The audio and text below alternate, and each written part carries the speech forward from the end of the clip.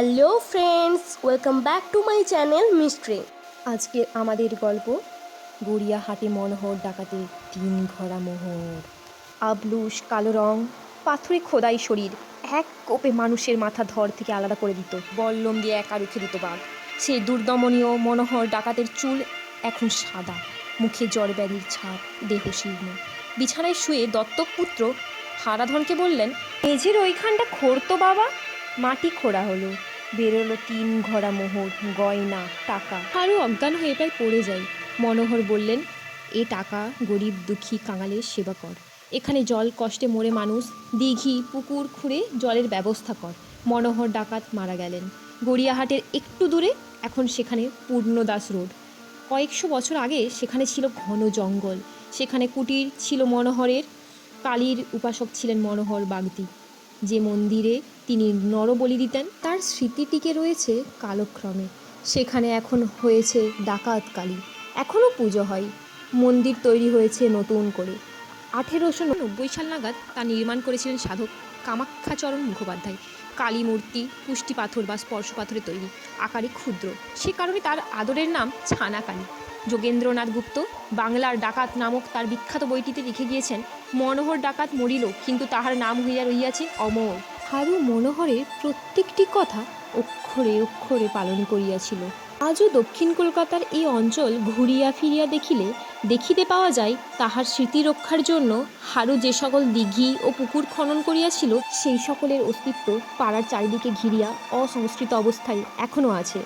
এখন যদিও নেই বড় ফ্ল্যাট বাড়ির দোকান, শোরুমের দৌলতে পূর্ণ দাস রোড অভিজাত শহরে আধুনিকতম রাস্তা। তবে শুধুই ডাকাত কালী দেখতে মন্দিরে ঢুকলে সে সময় কলকাতার কথা টের পাওয়া যায়। ঠিকমতো ঘ্রাণ নিতে জানলে মনোহরের সময়কালে সেই গন্ধ নাকে আসে। এতক্ষণে নিশ্চয়ই হারাধন কেন দত্তক পুত্র, সে কথাটি জানার ইচ্ছাও জেগেছে। সেই বিষয়টিও রোমহর্ষক। ডাকাতি করে ফিরছেন মনোহররা। মশালের আলোয় তৎকালীন পূর্ণদাস রোডের জঙ্গল জোনাকির মতো ঝিকমিক করছে। ঠিক সেই সময় কালীঘাট থেকে তীর্থ করে ফিরছেন এক বৃদ্ধ, সঙ্গে একজন স্ত্রীলোক ও একটি শিশু। ঘন রাতে জঙ্গলে পথ হারিয়েছে তারা।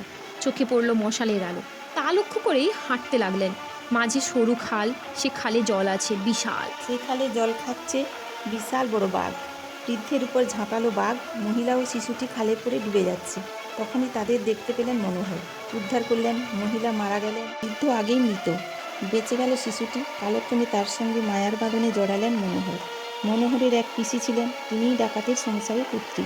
রবীন্দ্রনাথ গুপ্ত লিখেছেন, পিসি বলিল, কার বাছা নিয়ে চেষ্টায় পড়বি বিপদে, গলা টিপে মেরে ফেলে দে বাদার জঙ্গলে। মনোহর গর্জিয়া উঠিল, তুই মাইয়া মানুষ হইয়া এমন কথা বলিস? ডাকাত বঠি, কিন্তু এ হাতে কোনোদিন মাইয়া মানুষ আর ছোট ছোট ছাইলা মাইরা মারি নাই।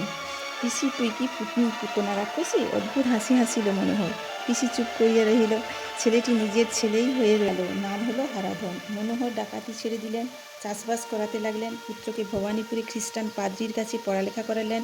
সে মানুষের মতো মানুষ হলো। যে কাজ করা উচিত ছিল ইংরেজ সরকারের, তা করালেন মনোহর। মনোহর ডাকাত মরিল, কিন্তু তাহার নাম হইয়া রহিল অমর।